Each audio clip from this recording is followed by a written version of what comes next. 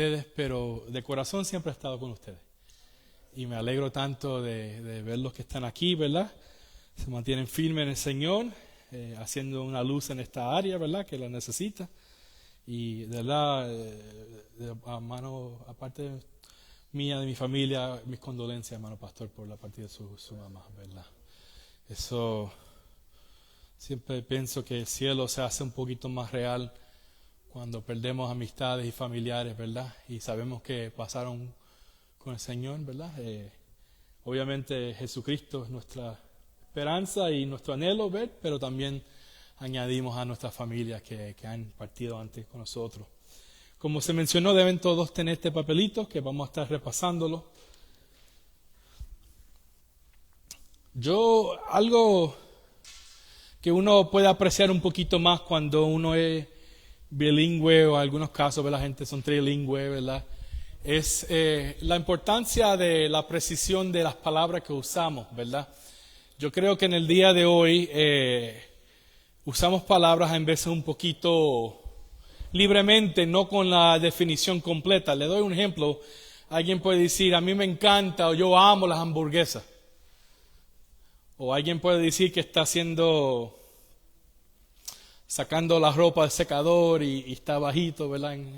Y dice, yo odio tener que secar la ropa, ¿verdad? Y tener que doblarme y tratar de alcanzar hasta el final, ¿verdad? Por la última media que está allá al trasfondo, ¿verdad? Y muchas veces, a veces encontramos palabras que son útiles en un lenguaje, pero no son útiles. Nosotros, por lo menos en Puerto Rico, no sé si en los otros países, decimos, hablando de ropa que está mojada, que mira, muchachos, no deja la ropa allá adentro mucho tiempo cuando está mojada en la lavadora porque se va a bombar. ¿Cuántos de ustedes conocen esa palabra, verdad? A bombar tiene como significado que se queda mojado y después de un tiempo se pone apestoso, ¿verdad? Y si uno no lo saca rápido y lo pone a secar, pues hace así. Ahora, ¿por qué digo eso? Porque hoy vamos a ver la tercera instancia que el libro de Hechos recuenta el testimonio de Pablo. Esta es la tercera vez que él hace la defensa. Y en esta instancia lo está haciendo ante un rey gentil y ha sido acusado por los judíos que lo quieren poner a la muerte por el testimonio que ha predicado. Y en la segunda instancia fue ante una audiencia judía y esta vez son ante gentiles. Y él está recontando su testimonio. Y aunque él no usa esa palabra, el pensamiento está ahí, que el apóstol Pablo da a entender que él odiaba, y esa es la palabra correcta, a Cristo y al cristianismo. Y cuando usamos esa palabra, no como hablando de que yo odio el calor, sino hablando de que yo odio en algunas traducciones dice quería destruir el cristianismo. Era su meta. La Reina Valera habla de hacerle muchos males, pero realmente el pensamiento ahí está, quería destruir. Y yo quiero que ustedes se pongan a pensar en este momento, si realmente en tu vida has conocido en un momento odio con esa intensidad. Y no es necesariamente algo malo. Uno puede odiar la maldad, puede odiar el crimen, puede odiar el maltrato, ¿verdad? No son cosas que realmente son malas. Pero ponte a pensar en un momento, si realmente has llegado en ese momento donde sentiste esa emoción tan fuerte, que era tu misión, como dicen otras traducciones, combatir, ¿verdad? Hacerle frente a algo con toda tu fuerza. Y si tú tienes eso en mente, eso nos ayuda a entender lo que el apóstol Pablo sentía ante lo que él sentía que era una amenaza contra la fe judía de él. Y vamos a tomar el tiempo en el día de hoy, van a notar que el lado izquierdo vamos a dar el contexto bíblico y el lado derecho vamos a dar la aplicación, porque ambas son importantes. Si solamente damos el texto bíblico y no damos la aplicación, pues entonces realmente hemos perdido el tiempo, porque la meta de la palabra es aplicarla y vivirla. Pero si damos una aplicación y no damos el contexto, pues es posible que podamos dar la aplicación incorrecta. Pues vamos entonces a orar y entonces tocaremos el tema en el día de hoy. Padre eterno, te damos gracias, Señor, porque se ha leído tu palabra. Y ahora deseamos, Señor, con toda sinceridad, entender esta palabra, vivir esta palabra y proclamar esta palabra, Señor. Ayúdanos, Señor, con esta meta. Danos entendimiento en nuestros corazones y nuestra mente. Y úngeme, Señor, tu siervo, para que pueda ser fiel a ella. En el nombre de Jesucristo, en el poder de tu Espíritu Santo, oramos. Amén. Puse ahí 2 citas, parece el mismo lugar en comentarios, es traducido en un libro en inglés, un comentario, pero dice así en el cuadrito verde. La historia de Pablo en el camino de Damasco es, en la última instancia, una historia sobre Jesús y no sobre Pablo. El apóstol siempre tuvo cuidado de mantener a Jesús como el héroe de su testimonio. Y este es un gran recordatorio de que Jesús también debe ser siempre el héroe claro de las historias personales que contamos. Pablo ha sido puesto en una situación donde literalmente él le tiene que defender el derecho de vivir. Lo quieren juzgar, lo quieren condenar a la muerte, pero lo vamos a dar cuenta que Pablo realmente no toma esta instancia tanto para defenderse, sino como una oportunidad de proclamar quién es Jesucristo. Así era tan dedicado el apóstol Pablo, así era tan importante para el apóstol Pablo dedicar su vida en todo momento, en toda oportunidad, con la posibilidad de poder declarar la grandeza de quién es Jesús. Y aquí entonces comenzamos, y pueden anotarlo en su papel, el número 1, les dejé un espacio en blanco. Vamos a ver una vida antes de Jesús. Vamos a ver los versos 4 al 11. Pues entonces pueden poner una vida, y en paréntesis parece en su papel, antes de Jesús. Yo quiero que él quiere ilustrar algo.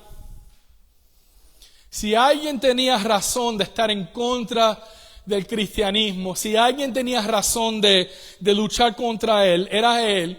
Y él era menos, en inglés dice least likely, menos probable de ser alguien que ya aceptara a este Jesús. Y él lo dice así, comenzando en verso 4, estoy leyendo la Nueva Versión Internacional. Todos los judíos sabían como he vivido desde que yo era niño, desde mi edad temprana, entre mi gente y también en Jerusalén. Ellos me conocían desde hace mucho tiempo y podían atestiguar si querían, que vivo como fariseo de acuerdo con la secta más estricta de nuestra religión. Ahora, estudiando este texto es interesante porque cuando dice secta más estricta, no está hablando necesariamente de los fariseos, sino está hablando que una secta dentro de los fariseos era de los más estrictos. Tomaban la interpretación de la Biblia literal. Ahora, ellos tenían un concepto muy interesante. Los fariseos hablaban de poner una barrera alrededor, o fence, alrededor de la ley. Y ahí entraba ese pensamiento legalista. Vamos a asumir que si la ley dice no hagas algo, pues entonces ellos decían vamos a poner una barrera antes para que la persona no pueda ni tener la oportunidad de violar la ley, por lo tanto tienen que, esta fence, esta barrera lo va a impedir. Ahora, eso lo vemos, por ejemplo, en el libro de Génesis, desde el bien principio. Porque cuando la serpiente le pregunta, el diablo le pregunta a Eva acerca de lo que Dios le había dicho, Eva dice que Dios le había dicho no tocar y no comer. A la instrucción que recibe Adán fue, no comen del árbol de conocimiento de bien y el mal. Pero cuando Eva da la respuesta a Satanás, la contestación que ella da es, no podemos ni tocarlo ni comerlo. Ahora, no sabemos si eso fue algo que ella misma se inventó, o si Adán como esposo dijo, ni lo toques, ¿verdad? Como decimos nosotros a veces a los niños, ¿verdad? Ni lo toques, ni mires para allá, ni mires para allá. Pero la realidad era eso. Ellos eran estrictos con la ley, y no solamente con lo que decía la ley y la Biblia, sino que añadían entonces más. La pregunta es, ¿por qué era esto necesario para ellos? Porque ellos creían que la maldad del pueblo, el hecho que el pueblo era infiel contra Dios, era la razón que ellos en ese momento estaban sufriendo bajo el yugo romano. Y por lo tanto, la mentalidad es hasta que logramos que este pueblo se torne hacia el Señor y sea obediente en todo, el Mesías no va a venir.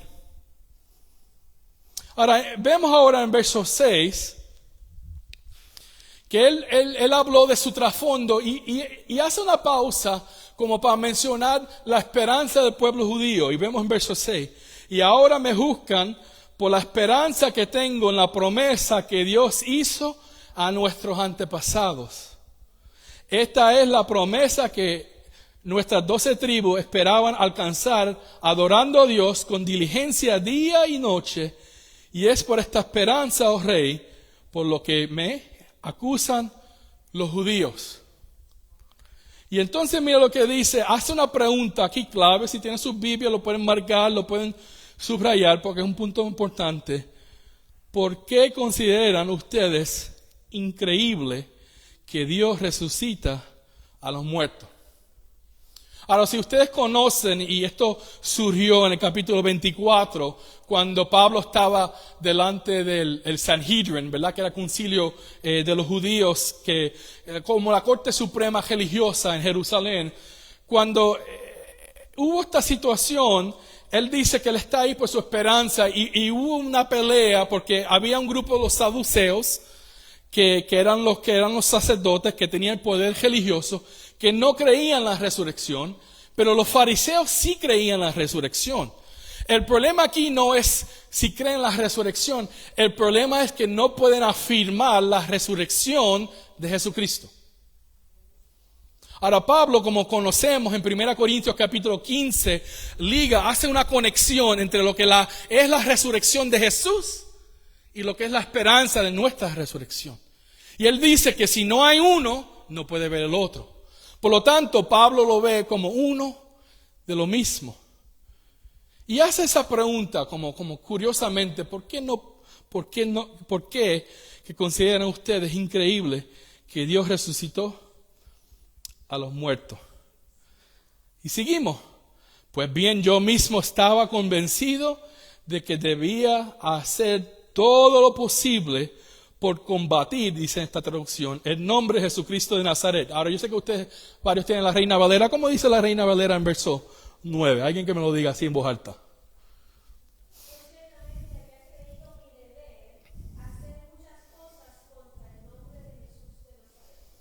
Y eso es una versión. Ahora yo sé que creo que Dios habla hoy, estudiando este pasaje, también menciona de destruir. Usa esa versión, un lenguaje un poquito más actual. Pero el pensamiento ahí está clave. Pablo dice, yo era del bando de este grupo de personas que ahora me están acusando y me quieren matar. Yo estaba con ellos. Mi pensamiento estaba igual con ellos. No había diferencia. Es más, yo era una persona prominente entre ellos. Yo era un líder de ellos. Y para mostrar eso, él da el ejemplo de la historia. Comenzamos en verso 10. Eso es precisamente lo que hice en Jerusalén. Con la autoridad de los jefes de los sacerdotes, metí a la cárcel a muchos de los creyentes y cuando los mataban, yo manifestaba mi aprobación. Ahora, ¿quién se recuerda un momento en el libro de Hechos que la Biblia lo menciona? Hechos capítulo Esteban, capítulo 7.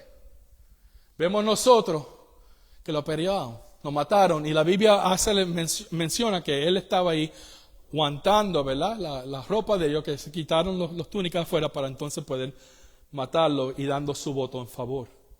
Verso 11, muchas veces anduve de sinagoga en sinagoga castigándolos para obligarlos a blasfemar. Mi obsesión contra ellos me llevaba al extremo de perseguirlos incluso en ciudades del extranjero. Otra versión podría decir es la diáspora. Los judíos vivían en Judea, en Jerusalén, y todo judío que vivía fuera de esa área se conocía como la diáspora y usualmente hablaban en griego. ¿Ah? Diáspora, ya. Y entonces nosotros nos damos tenemos un entendimiento entonces que cuando Pablo hablaba de que odiaba el cristianismo no era solamente con palabras. Él era lo que nosotros llamaríamos un terrorista religioso.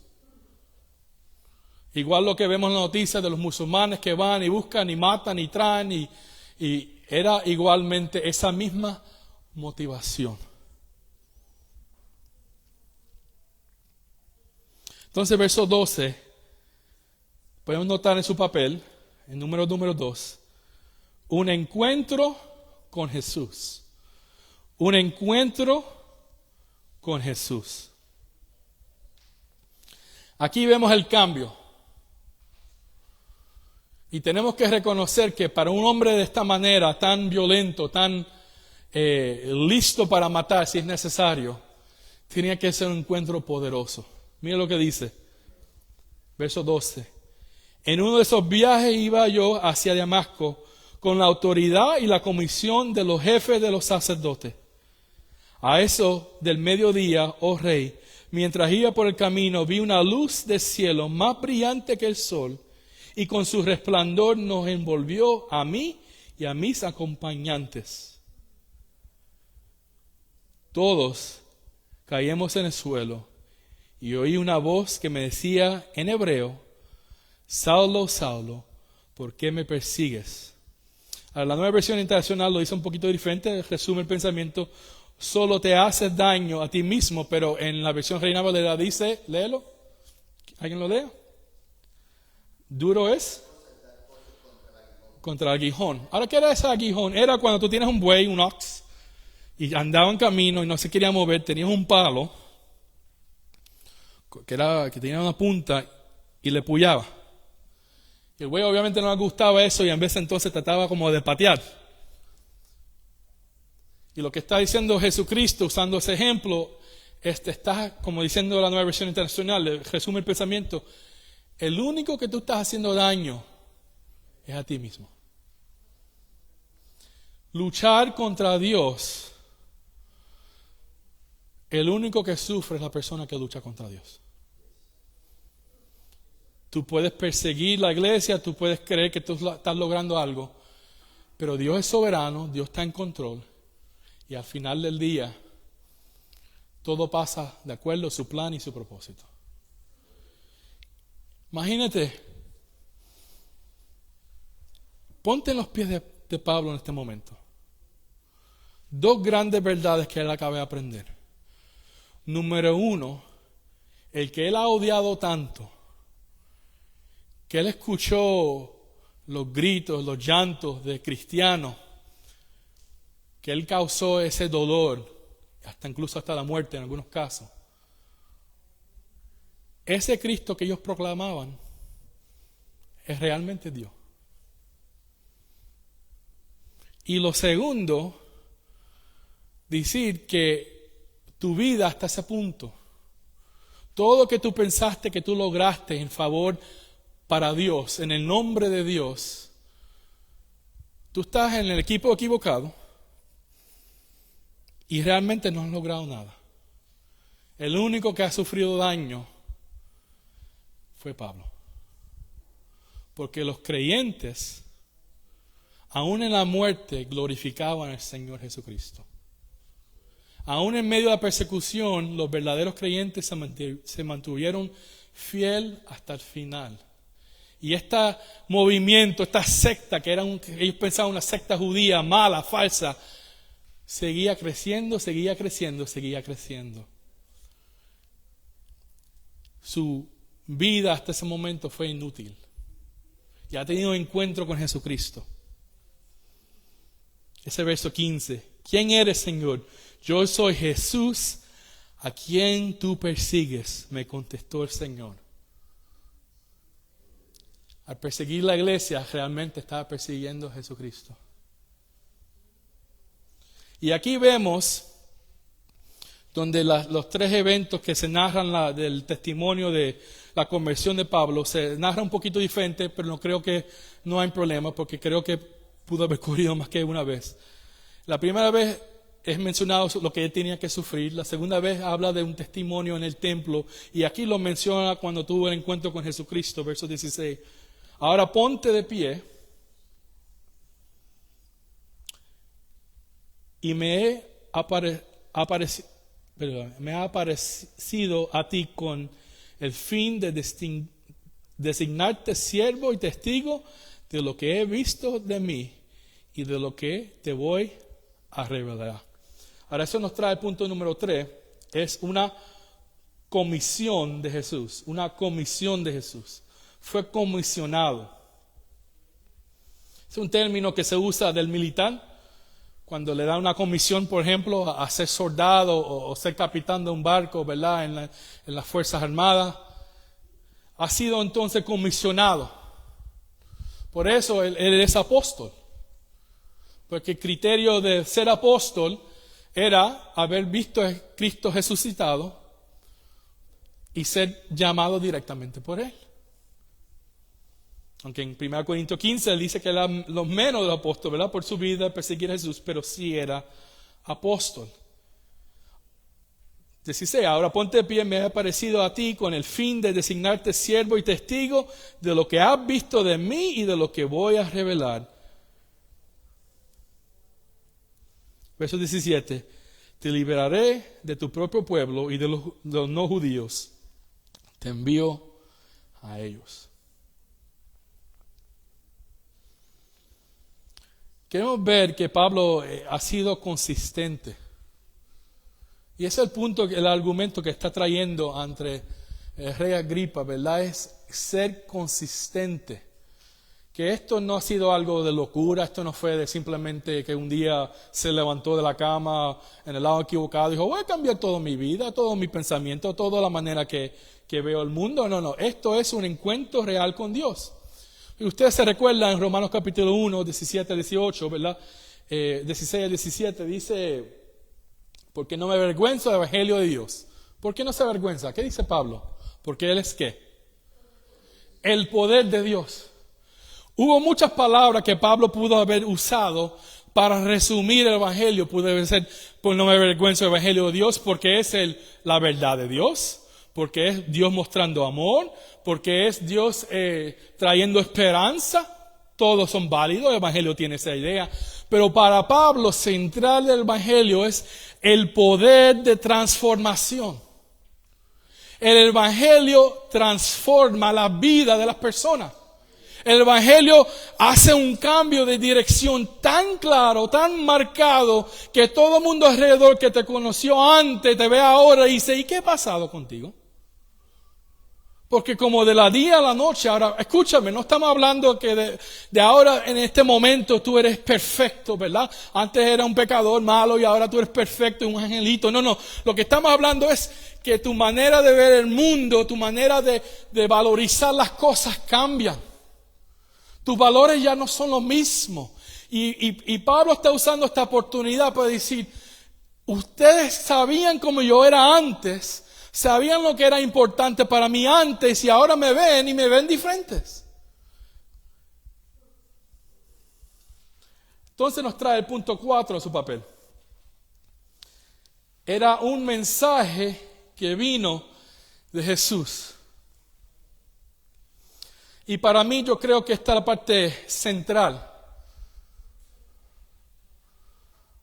¿Cuál era el mensaje de parte de Jesús? Hermano, cuando Jesús habla, tenemos que prestar atención. Vemos muchas instancias, ¿verdad? Toda la Biblia de Génesis y Apocalipsis, la palabra del Señor, lo afirmo, lo creo. Pero aquí tenemos la bendición, por medio del testimonio de Pablo, de escuchar de los labios de Jesús, para usar ese ejemplo, esa manera de hablar, lo que es el evangelio. Porque por ahí se pelea mucho y ahora hay confusión, ¿verdad? Se habla del evangelio de prosperidad, se habla del evangelio social, se habla de todas cosas. Pero ¿cuál era el mensaje que Pablo recibió de parte de Jesucristo resucitado para que no solamente su vida, sino la vida de todo creyente podemos seguir ese ejemplo? Vemos entonces, como le hablé, el verso 18 nos dice, márcanlo, subrayanlo, lo que sea. Vamos a tomar un momento para, como dice en inglés, dissect this. Vamos a analizarlo. Para que le abre a los ojos y se conviertan de las tinieblas a la luz, del poder de Satanás a Dios, al fin de que por la fe en mí reciben el perdón de los pecados y la herencia entre los santificados. Y ahí vamos a tomar un momento, porque no quiero perder este momento de clarificar lo que es el mensaje que debemos estar proclamando en este momento a nuestros familiares, a nuestros vecinos, a cualquier persona que esté dispuesto a escucharnos. Número 1, vemos ahí, verso 18, para que abra los ojos y se conviertan de las tinieblas a la luz. Ahora, yo quiero...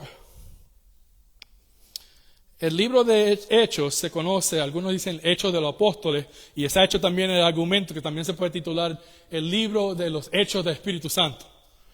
Porque vemos claramente, tanto como el Evangelio de Lucas como aquí en Hechos, el mover del Espíritu Santo. Ahora, yo no quiero que ustedes escuchen esta primera parte, las palabras de Jesús, y piensan la idea de argumentar. Aquí la idea de argumentar no existe. Pablo presenta una defensa, Pablo está dispuesto a hablar, Pablo está dispuesto a enseñar, lo vemos en todo su ministerio en el libro de Hechos. Pero aquí la idea no es pelearle a alguien para que sea un cristiano. Como dice en inglés, you're wasting your time. El cristianismo no es una filosofía. El cristianismo no es una manera simplemente de pensar, ¿verdad? Que yo soy republicano, demócrata, tú me convences, ahora cambié de partido. No. El cristianismo es la transformación de Dios en tu vida por el mensaje de Jesucristo a través del Espíritu Santo. Eso es lo que es el cristianismo. Por lo tanto, cuando Él le dice a él para que abre los ojos, es por la proclamación del Evangelio. Por la fiel proclamación y la enseñanza del Evangelio, que cuando lo aceptan en fe por la obra del Espíritu Santo que toca el corazón, ¿verdad? Que hay regeneration, generación, lo dice en español, ¿verdad?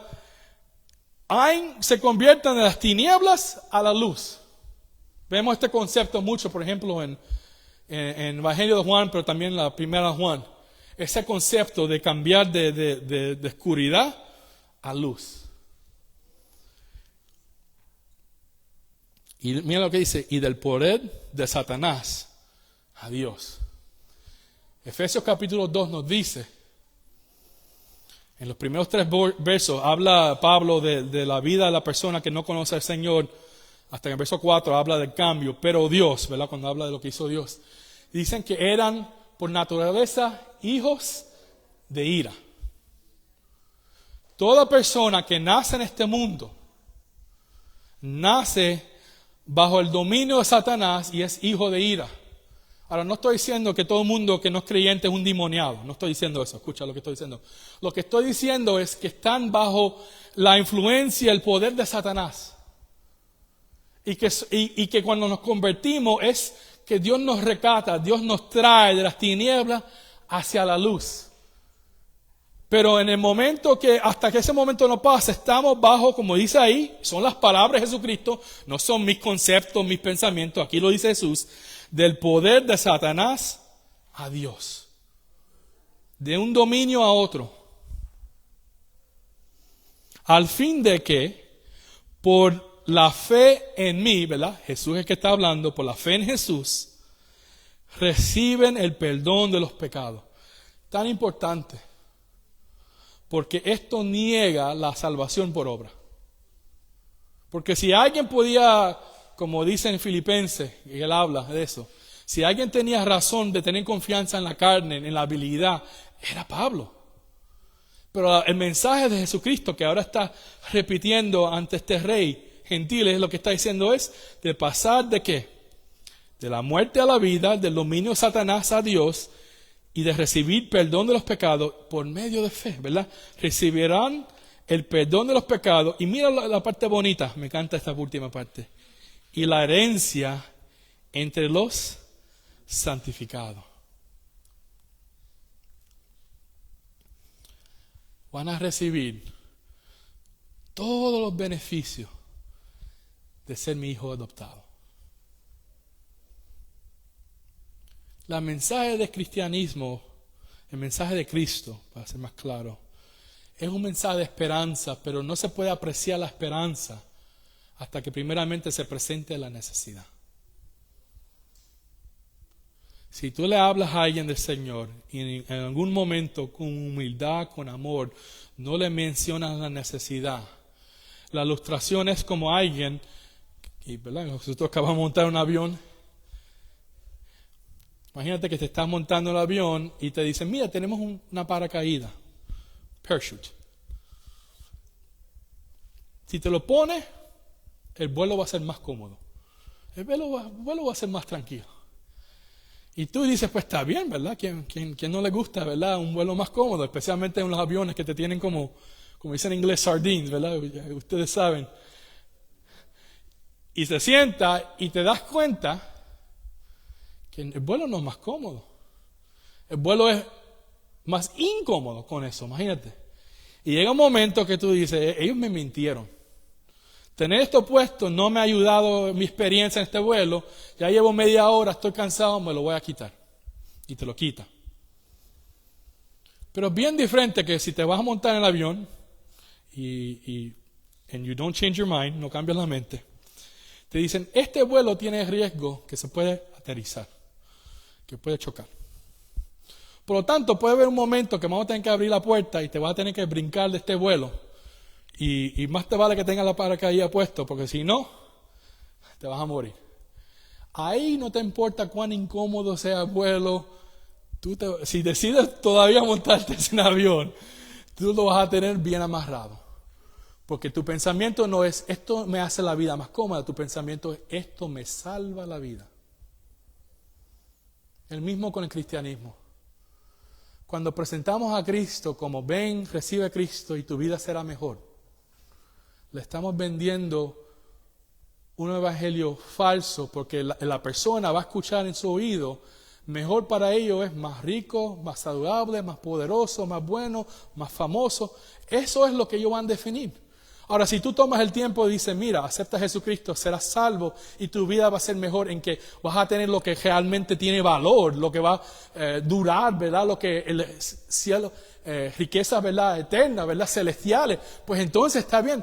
Pero el problema es que cuando pensamos en la herencia, lo que está hablando aquí Pablo, citando a Jesús, lo que está diciendo es una herencia de santificación, de vivir una vida santa que glorifica, exalta al Señor. Y nos trae entonces al último punto del papel, el número 5.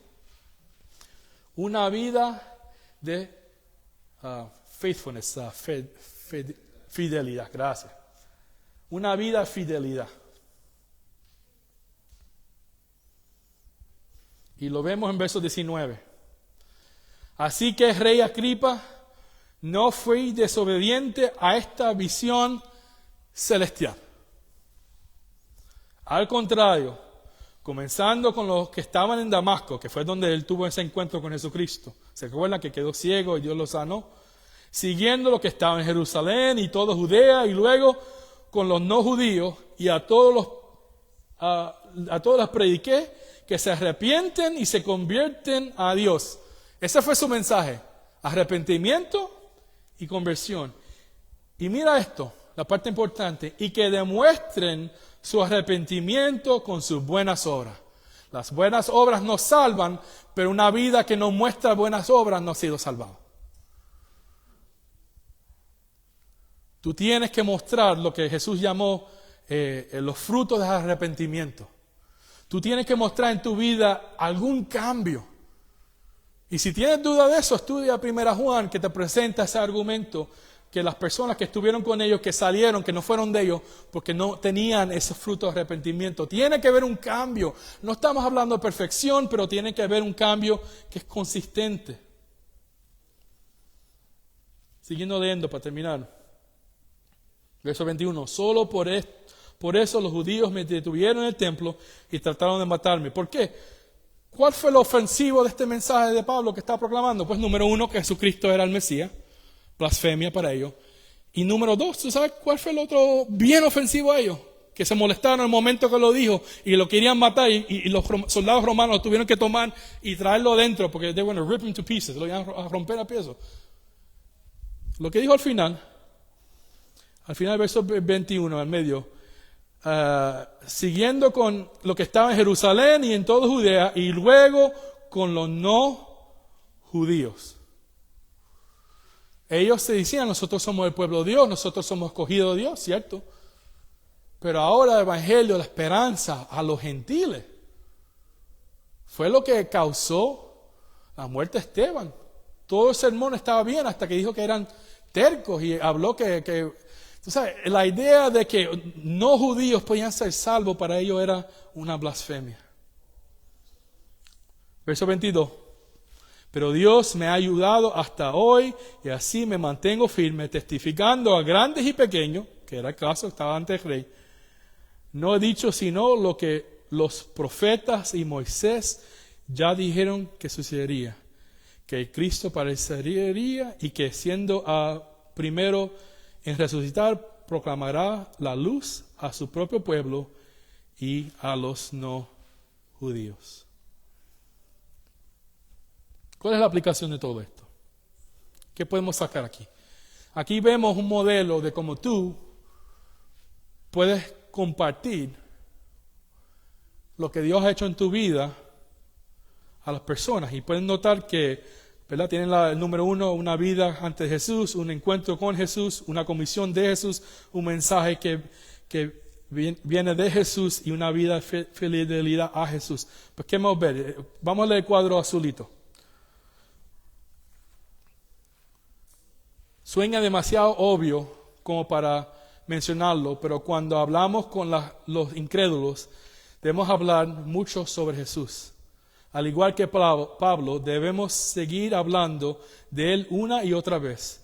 Incluso cuando comenzamos una conversación espiritual, hablando de nuestra propia vida, debemos usar hilos de esta historia para señalar a los oyentes hacia el Salvador. Número 1, mencionamos una vida ante Jesús. Y aquí son las preguntas que pueden pensar. ¿Qué cambios importantes has visto en tu vida en forma de tu pensar, de tu hablar y de tu actuar desde que aceptaste a Jesús como tu Salvador? Ese es el primer punto que tú quieres hablar a la persona. Comienza contigo. Comienza contigo en de que ¿qué ha ocurrido en tu vida?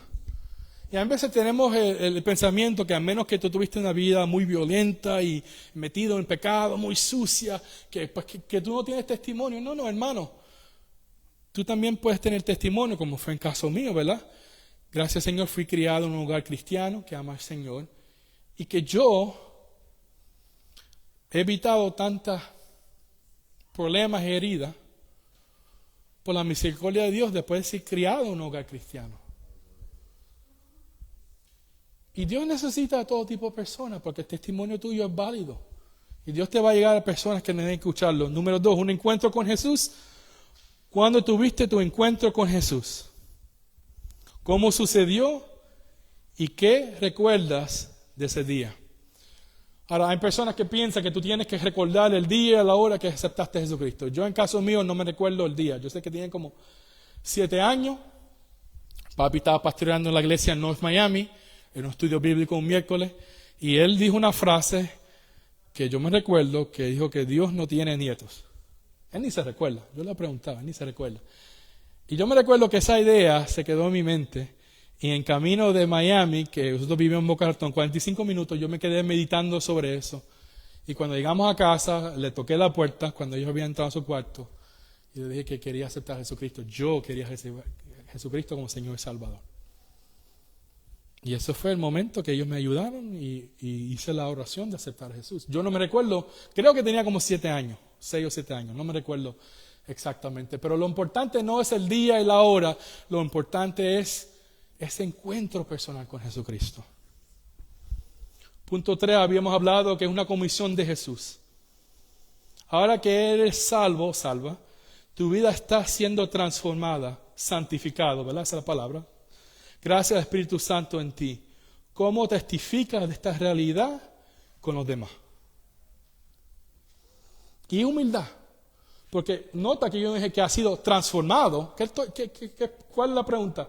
Que está siendo transformada. El que cree que ha llegado Vuélvete y mírate. Y si estás casado, pregúntale a tu esposa, a tu esposo, porque yo te voy a decir claramente, no, a ti te falta bastante.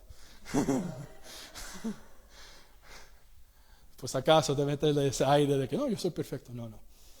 Estamos en el proceso de santificación y tenemos que ser abiertos y honestos en decir, mira, yo antes tenía esta lucha con esto, o de vez en cuando todavía tengo esta lucha, la ira, usar malas palabras, lo que sea, todavía es una pelea, pero es una pelea que no estoy peleando solo, lo estoy haciendo con el Señor. Y esta es la parte que tenemos que conocer de la Biblia. Punto 4, era un mensaje que venía de Jesús, porque Jesús es central. La pregunta al otro lado, ¿cuál es el punto central de este mensaje de evangelio? Y aquí lo tenemos en el texto de Pablo, lo habíamos leído y lo puedes hacer referencia, ¿verdad? Verso 18. ¿Qué tan bien crees que conoces los puntos principales del evangelio? ¿Crees que puedes encontrar estos puntos en la Biblia? Y me deleito y me alegro saber que están dando clases de discipulado. Porque eso es lo que uno aprende, ¿verdad? Los puntos centrales del evangelio. Es importante conocer la palabra. No tienes que tener un doctorado en teología, pero puedes tener un conocimiento pleno y claro de lo que dice la Biblia y lo que dijo Jesucristo. Y para eso Dios ha provisto a la iglesia. Para el discipulado, para el crecimiento, para apoyar. Hermano, si tienen la idea de que esto es solamente para el que tiene el don de evangelismo, you're missing the whole point. Estás perdiendo el punto. Esto es para todo creyente. Alguien puede tener don de evangelismo, ir y proclamar, pero el vecino tuyo es tu vecino. No es el vecino del pastor, no es el vecino de los ancianos, no, el vecino tuyo es el vecino tuyo. Dios te lo puso ahí con un propósito. Finalmente, punto 5, habíamos hablado de una vida de fidelidad a Jesús. ¿Cómo se ve la fidelidad a Jesucristo en tu vida? ¿En qué áreas sigues buscando crecer más? ¿En qué áreas necesitas ser más fiel? ¿Qué dijo David en el Salmo? Examíname, Señor, y mira si hay en camino de mí un camino de perversidad, ¿verdad? ¿Por qué dice eso? Porque si te vas a examinar por tú mismo, pues, imagínate. Es como cuando te dan eso en el trabajo, un self-evaluation. ¿Cómo tú has sido como empleado? Tremendo. ¿Y cómo es tu work ethic? Tremendo. Y tú sabes, como todo es excelente, excelente. Esto no es el caso. Nosotros tenemos la bendición que el Espíritu Santo mora dentro de nosotros. Y tenemos la palabra que la Biblia dice que es un espejo. Y por lo tanto oramos y leemos la palabra para que el Señor me pueda examinar. Pero como dice Pablo, no es para condenarnos, sino para retarnos, para crecer y confiar más en Él. Si tú lees la Biblia y te sientes condenado y yo soy basura, no. Vuelve y léelo, porque ese no es el mensaje de evangelio. El mensaje de evangelio es un mensaje de esperanza y transformación. Y eso es lo que Dios quiere de nosotros. Yo quiero pedirles entonces que puedan inclinar sus rostros, cerrar sus ojos un momentito. Y quiero hacerles un reto. Ustedes saben con toda sinceridad, los amo a ustedes.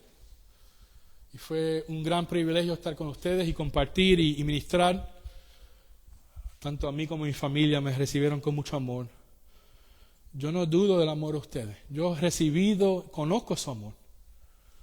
Pero el reto para mí, el reto que le quiero dar a ustedes, que siento de parte del Señor, es que el amor de ustedes no simplemente debe ser para las personas que pasan por las puertas de esta iglesia, sino el amor de ustedes tienen que ser proactivo a buscar los que están fuera de las puertas de esta iglesia, mostrarles amor, alcanzarlos y traerlos aquí. Pero la persona que tú invitas a esta iglesia ya tiene que estar convencido que el amor cristiano es verdadero porque lo has sentido de parte tuya hacia ellos.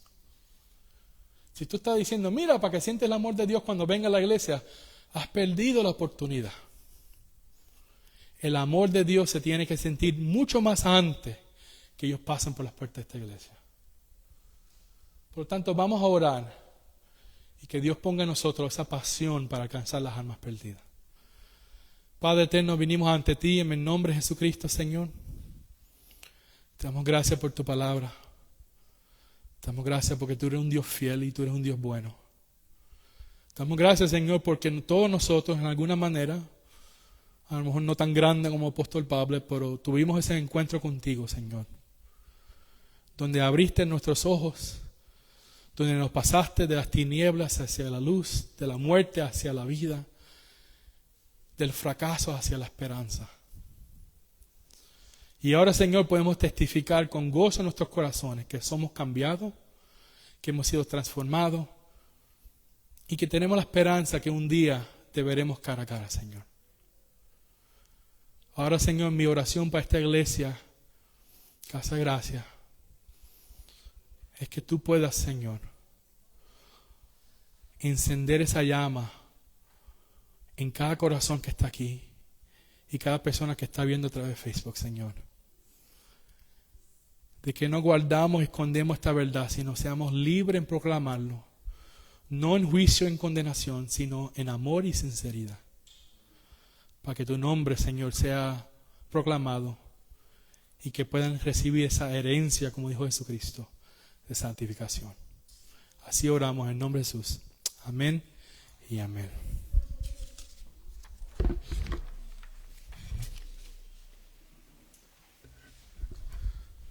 Agradecemos al Señor por su palabra.